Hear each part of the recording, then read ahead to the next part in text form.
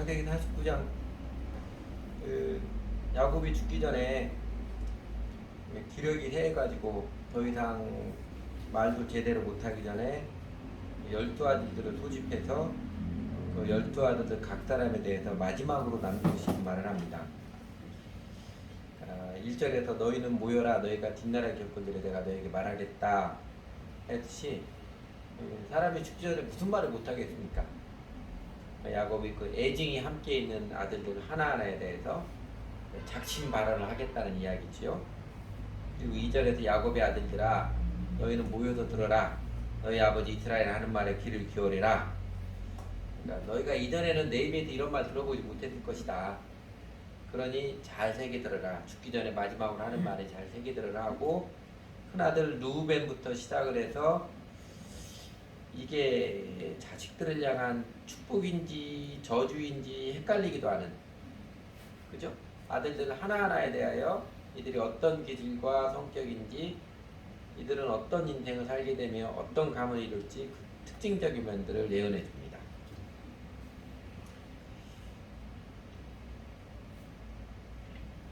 오늘은 PPT 화면 요거 딱 한 장입니다.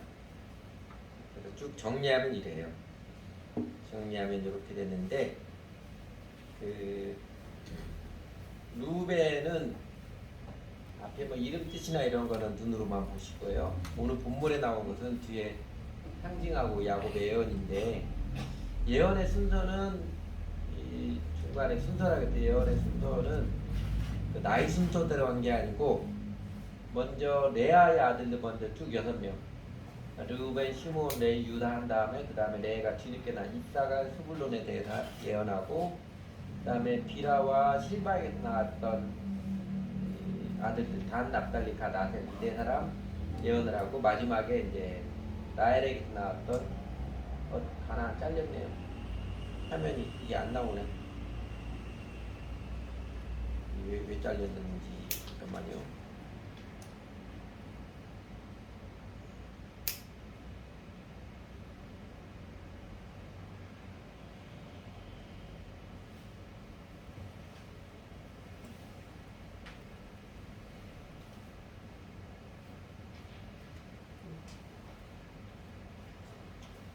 지금 조작하기가 좀 그러네요. 베냐민 12번째 베냐민인데, 베냐민이 간단합니다. 오른손의 아들, 물어뜯는 일이라고 그랬죠.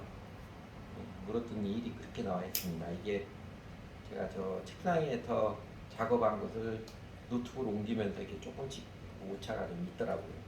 확인을 못했습니다. 그래서 그런 순서도 먼저 레아의 아들들, 그 다음에 이제 그 비라와 실바 두 아내의 첩들에게서, 종들에게서 나타난 아들들하고, 마지막에 라헬의 아들들 이렇게 축복을 했습니다. 근데 루벤은 그 끓는 물이라고, 개역 개정에는 끓는 물이라고 했고, 우리 이제 세번역에는 거친 파더라고 그랬죠. 비슷하지요. 좋은 점은 월등한 육풍이고 놀라운 힘이, 큰 힘이 있습니다. 그러나 결정적으로 아버지의 침상을 더럽히는, 그러니까 아버지의 첩인지 아내인지 뭐든 비라와 동침하게 된, 그가 비라와 동침하게 돼서 끔찍한 죄를 범해서 그는 개혁개정편에는 탁월하지 못한다고 되어 있고, 우리 세번역에는 으뜸이 되지 못한다, 장자권을 빼앗기게 되는 것이지요. 시므온과 레위에 대해서는 함께 예언을 했지요. 그들의 상징을 잔해하는 칼이라고 그랬고, 이들의 특징은 단자 경제라고 그러잖아요. 시므온과 레위는 단자 경제다. 그러나 그들이 휘두르는 칼은 남북한 무기. 그러니까 아주 돈독한 형제를 하는 열정의 사람입니다. 사람이 열정이 있어서 의기투합하면 굉장히 돈독한 형제인데, 그들의 이제 안타까움은 폭력적인 성향이죠. 분노가 맹렬하고 혈기가 혹독해가지고 아주 잔혹한 일을 발생해버리는, 세겜 족속들을 앞장서서 속여가지고 다 죽여버리는데 제일 앞장선 사람이 시므온과 레위들이죠. 유다는 최고의 지도자로 칭송을 받죠. 실질적 장자입니다. 실질적 장자로 지목을 받고,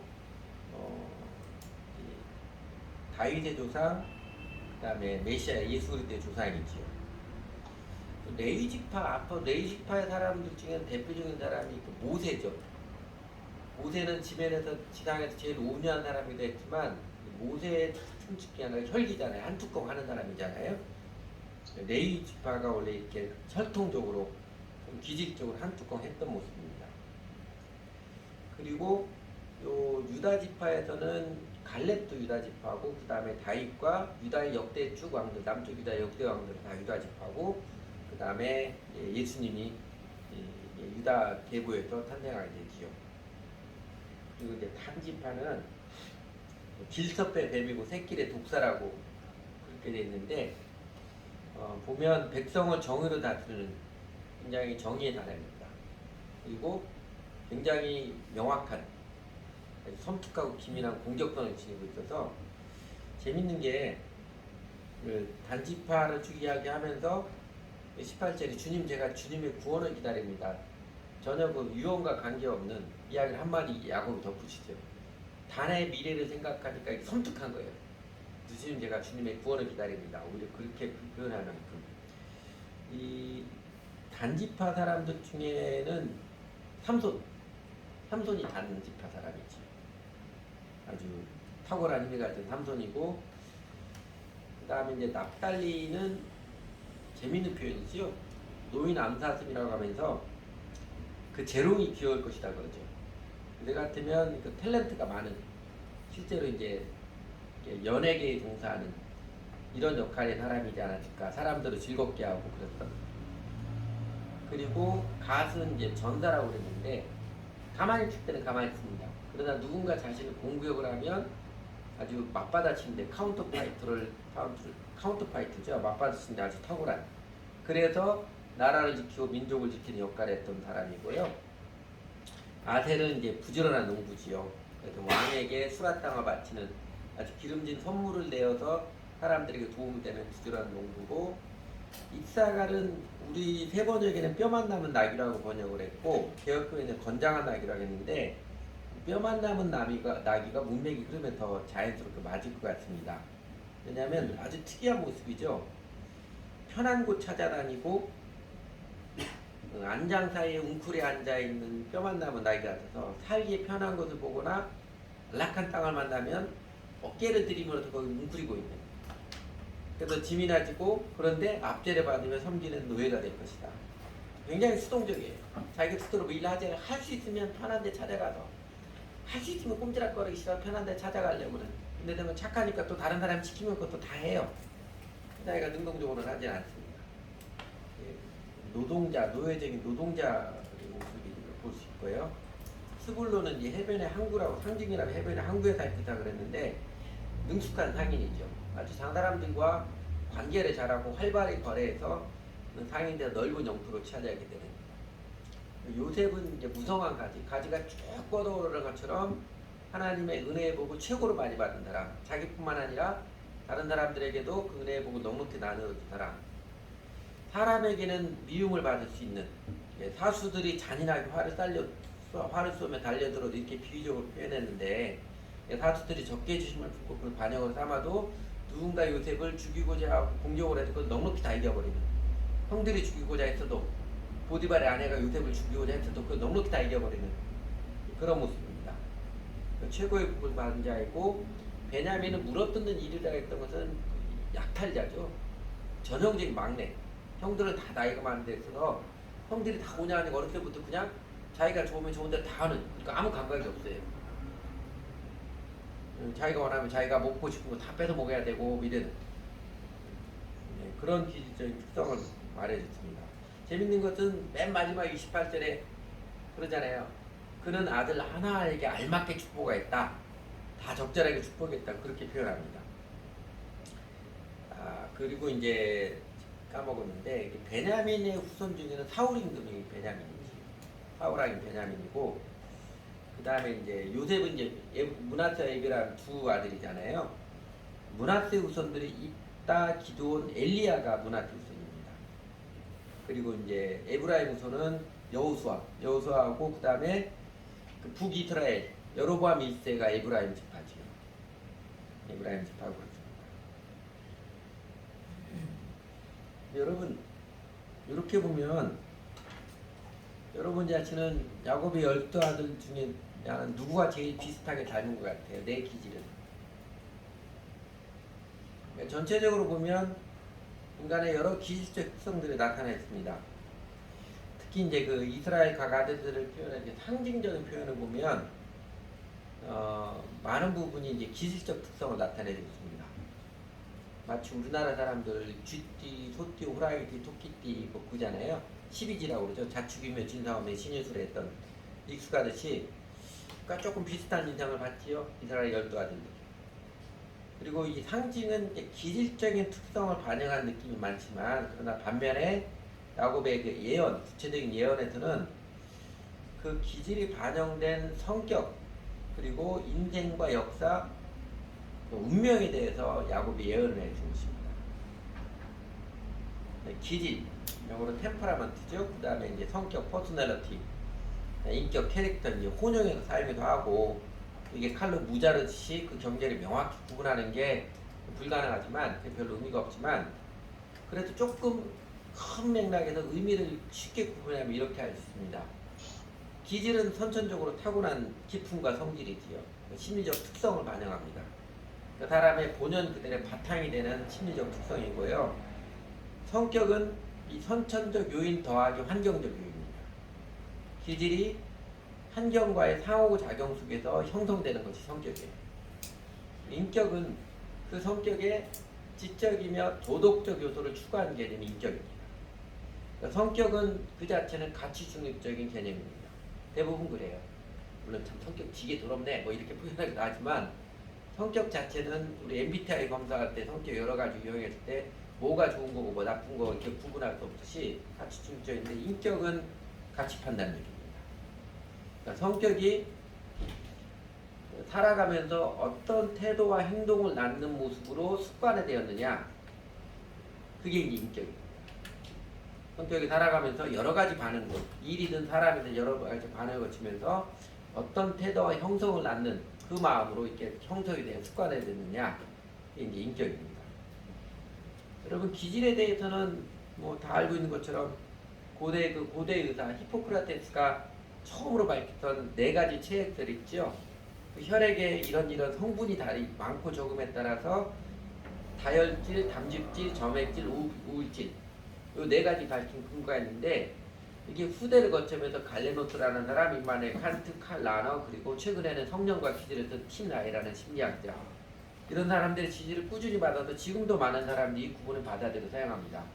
이거는 과학적인 근거가 있거든요. 그 혈액의 성분에 따라서 그 다혈질적인 성분이 얼마 몇 퍼센트 있느냐 또 담즙적인 성분이 몇 퍼센트 있느냐 이거에 따라서 사람들의 기질이 조금씩 달라진다는 것이죠.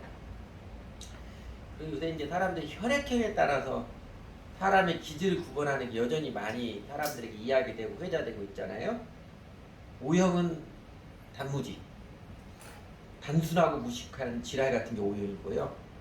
A형은 소세지, 소심하고 세세하게 지랄 같은 게 A형이고, B형은 오이지라고 그러죠.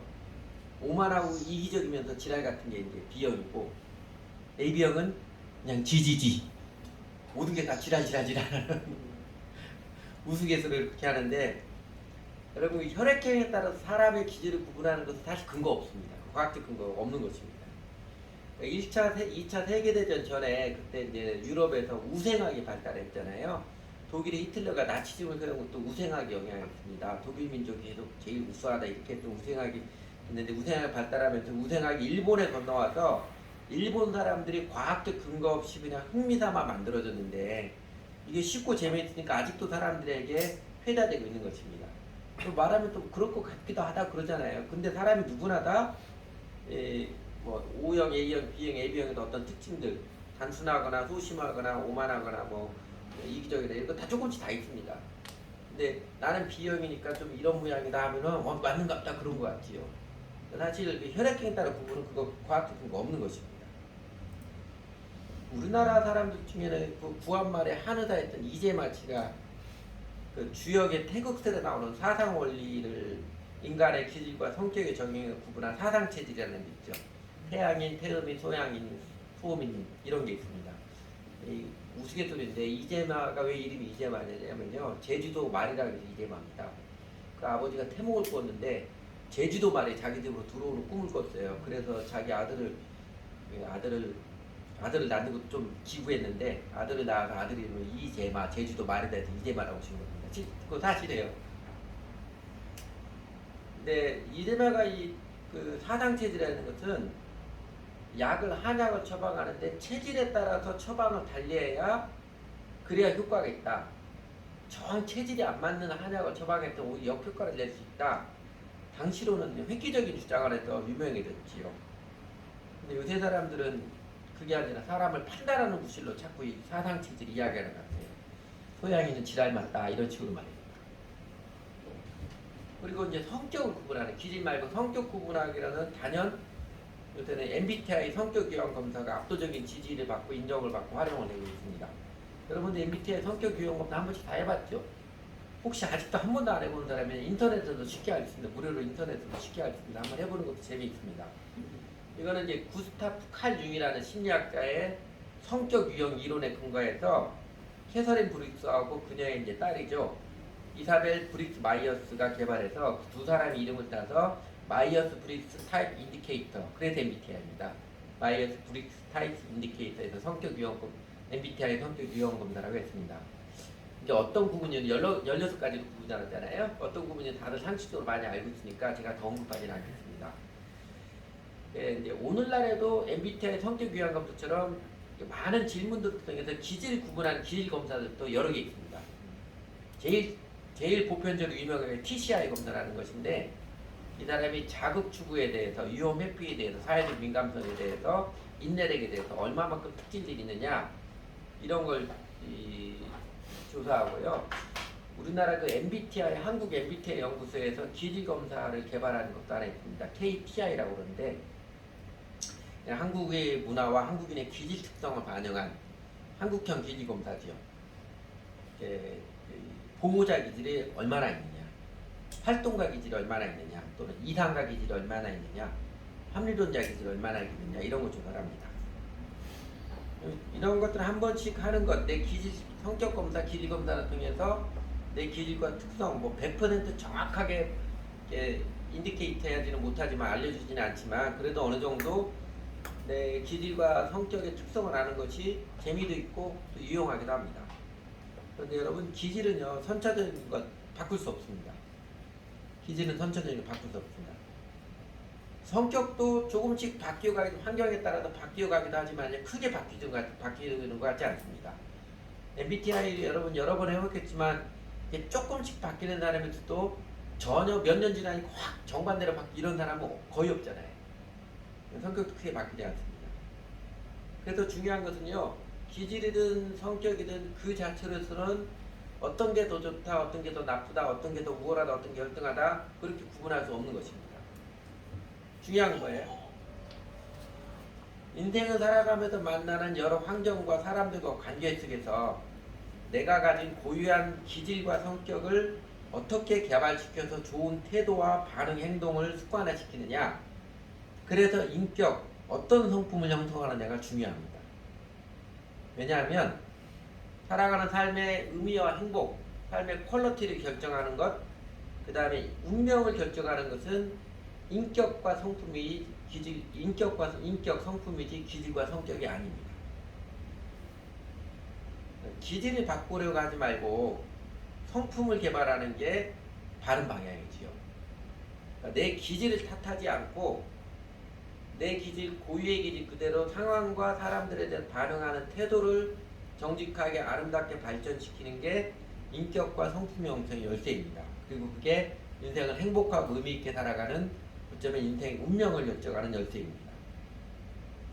여러분 야곱 이스라엘의 12아들들에 대한 예언에도 보면 그리고 이제 실제로 이 야곱의 12아들들의 12지파의 후대 역사들을 보면요 특정의 기질과 성격을 지닌 이 아들들이 야곱이 살아있을 동안 과거의 특정한 환경에서 어떻게 반응했느냐에 따라서 또 후대에 어떻게 반응했느냐에 따라서 그 자신들과 후손들의 삶의 질과 운명이 아주 달라졌습니다.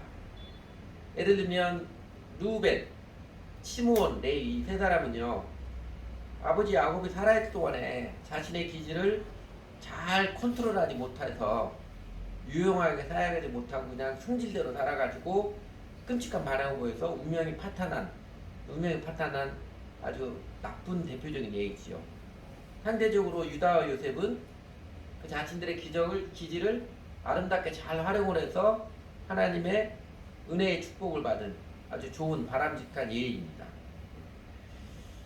그러므로 아버지 이제 창세기 49장 아버지 야곱이 살아있을 동안은 참 하지 못했던 이야기. 자기 12아들들 각 사람에 대한 기질적 특성과 인생의 칼라, 인생 운명을 예고해주는 그 유언을 통해서 우리가 주목할 교훈은 이런 것입니다. 살아가면서 나의 독특한 기질이 아름다운 인격에 대해서 내 인생을 풍요롭게 내 운명을 영화롭게 하는 영혼의 원리들이 뭐냐?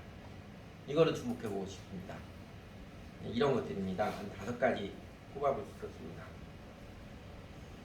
첫째는요, 죄짓지 마십시오. 선을 넘지 마십시오. 아무리 기질적 특성이 강해도 죄짓지 마십시오. 죄의 삭은 사망이요 했듯이 죄가 우리 인생을 망가지게 하고 운명을 파탄나게 하는 주요 일입니다.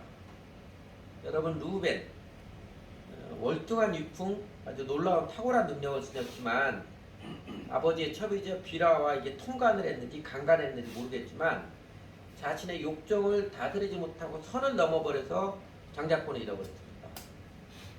그래서 그 이스라엘 장자권은 유다와 요셉이 나누어 갖게 되었지요. 정치적인 장자권은 유다가 갖고 경제적인 장자권은 요셉이 갖게 되었습니다.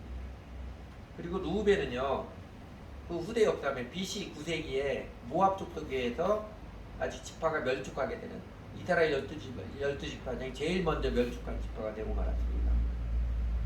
그리고 그 다음에 그 단지파.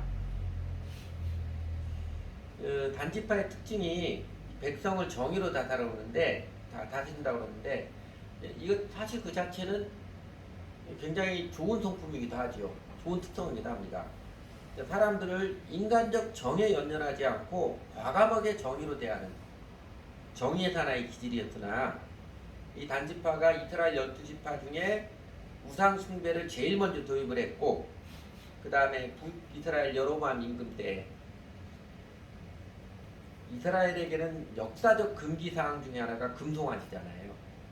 출애굽하면서 광야를 거쳐오면서 금송아지 만들었다가 하나님의 호된 그 심판을 받은 기억이기 때문에 이스라엘 역사는 역사적 금기사항이 금송아지 만드는 우상인데 요 단지파가 여로보암 임금 때 금송아지 우상을 만드는 과감하게 죄를 짓는 바람에 큰 심판을 받았습니다.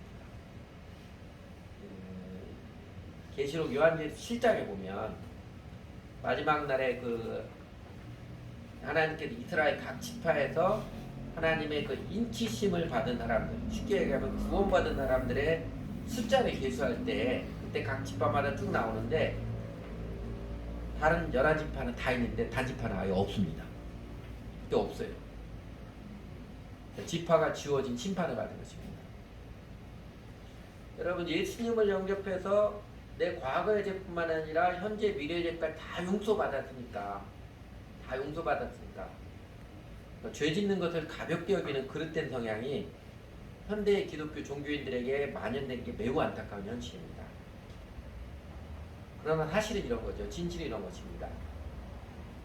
자신이 죄인됨을 정말로 회개하고 예수님을 주님으로 정말로 영접한 사람이라면 예수님의 십자가 희생의 사랑으로 내 죄가 용서받은 그 은혜를 정말로 아는 사람이라면요 예수님 믿은 이후에 내 죄가 다 용서받은 이후에 이전보다 죄에 대해서 더 민감하고 무슨 값을 지불해도 선을 넘지 않습니다. 누우벤과 단지파가 참지 못하고 자신의 기질을 컨트롤하지 못하고 선을 넘었을 때 운명 위에 선이 끊어진 역사를 기억하고 죄짓지 마십시오. 어느 경우에도 선을 넘지 마십시오. 둘째는요, 내 기질과 성격 오버하지 마십시오. 극단에 치우치지 마십시오. 내 생긴 게 이래서 그런다 이러지 마시라고요. 시므온과 레위 다혈질이잖아요. 다혈질 사랑의 열정이 많은 사람들입니다. 그 사랑의 열정이 많은 게 형제간의 우애, 매우 돈독했을 것입니다. 아주 환상적인 팀워크 심호흡과 레미가 발휘했을 거예요. 그러나 그 열정이 많은 기질이 다른 형제들을 돌보고 이웃을 돌보고 아끼는 선한 방향이 아니라 그들에게 미움과 분노의 자극이 일어났을 때 이웃을 공격하는 방향으로 과도하게 오버해서 표출됨으로써 아마 그 당시에는 자신들의 승질대로 아싸라게 정리해서 의기양양했을지 모르지만 그러나 열정이 많은 기질을 잘못된 태도로 사용하여서 그들은 자신들의 밥상을 엎어버렸습니다. 그 사건 여러분 기억하시죠? 창세기 쭉 해오면서 그 자신들이 여동생이죠? 디나가 세겜의 추장의 아들에게 하물에게 성폭행을 당했을 때 세겜 족속이 저희가 잘못했습니다. 이왕 이렇게 되었으니까 백배사자하고 통혼하자고 요청을 왔을 때 이 시므온과 레위가 분을 참지 못하고 그 속임수를 쓰고 아주 잔해하는 칼을 휘둘러서 오버해서 대응하는 그 악을 향하여서 그들은 저주받은 인생이 되고 만 것입니다. 오늘 그 7절에서도 그러잖아요. 그들을 야곱 자손 사이에 분산시키고 이스라엘 백성 사이에 흩어버릴 것이다 그러지요. 실제로 레위 지파는 그랬죠. 이스라엘 기업을 나눌 때 자기네 지분이 없이 각 지파들 사이에 흩어져 살아야 했고 그 시므온은요 지분을 받았었는데 훗날 다 흩어져가지고 그냥 유다 지파에 동화되어서 유다 지파에 섞여서 살게 되었습니다. 그러니까 시므온은 그 후로도 가문의 모임, 문중 모임 이런 거 할 수 없는 지파가 되고 말았습니다. 이스라엘 12지파들의 역사 가운데는요 루벤, 시므온, 레위 단처럼 기질과 성격을 잘못 사용하여서 망가진 역사만 있는 것이 아닙니다. 자신들의 기질적인 특성을 삶의 위기의 날들에도 인내하며 좋게 반응하여서 그들의 인격 성품이 아름답고 강건해지고 그리고 하나님의 은총을 크게 입은 자손들 그 지파들의 역사도 있습니다. 대표적인 게 유다하고 요셉이지요. 세 번째 주목할 지파는 유다지요. 여러분 유다처럼 인생길의 문제, 인생의 벽 앞에서 차분히 대처해가는 내공 인내와 끈기를 연습하고 구사함으로써 화해자로 중재자로 평화를 추구하는 사람으로 그 길을 지켜가십시오. 여러분 그 유다가 그 정치적 장자권을 계승하고 그 가문이 다윗과 예수 그리스도의 계보가 된 데에는 어떤 일이 있었어요? 하나님이 그 은혜를 있게 할 때는 유다의 어떤 믿음의 모습이 있었습니까? 그 삶의 사랑 아름다운 태도의 모습 이런 것이죠. 다른 형제들이 다 승질대로 요셉을 그냥 죽여버리자고 했을 때 유다가 죽이지는 말자. 타협안 내잖아요. 팔아버리자. 너희가 그렇게 정부 용납이 안 되면 그래도 절대 죽이지 말자. 그래서 팔아버리자 중재안을 냈고 그 다음에 이집트에 양식 한번 가서 양식 한번 받아온 다음에 저기죠 그 시므온은 볼모로 잡혀놓고 돌아온 다음에 이집트에 다시 양식사러 가야 하는데 아버지하고 그 형제들이 그 이야기만 나면 좋게 대하지 못하고 승질을 부리고 한마디 툭툭하고 대화가 안 돼요. 그냥 승질만 부리고 그럽니다. 그러지요? 그러고 있을 때 차분히 대화를 중재했고 유다가 나와서 아버지 야곱에게 차분히 설득을 하잖아요.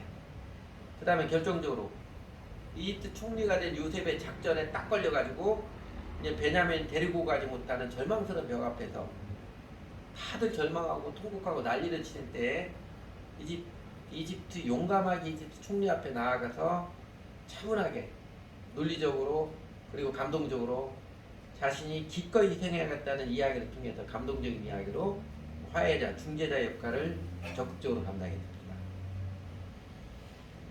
유다의 사건 중에 우리 창세기 보았던 그 며느리 다말의 아내를 맞이한 것도요. 사실 유다의 책임감이 돋보이는 이야기입니다. 자신이 잘못했으면, 잘못 생각했으면 인정을 하고 책임 있게 행동하는 사실은 아름다운 모습입니다. 여러분 이제 지도자는요 자신을 희생을 해서라도 책임을 질 줄 아는 태도 그래야 믿고 따르기. 또한 지도자가 자기 감정이나 승질대로 하지 않고 차분한 태도로 살아가는 모습 그래야 신뢰가 갑니다. 그리고 세 번째로 적극적으로 평화를 추구하는 화해자가 지도력의 중추입니다. 푸틴처럼 폭력적으로 행하는 이런 모습 아니거든요. 유다를 기질이 새끼사자라고 했는데 새끼사자의 모습처럼 양면성이 있잖아요. 사자의 용맹함과 그 다음에 아직 새끼사자처럼 너무나 귀엽고 아름다운 모습, 온유하고 부드러운 모습, 이게 파괴적으로 나타나지 않고 그 모습을 양면성의 모습을 잘 개발했기에 다윗의 가문, 메시아 가문의 조상이 되는 은혜를 입게 되는 것입니다. 그리고 네 번째로는 여러분 요셉처럼 하나님 앞에 살기를 굳게 지키십시오.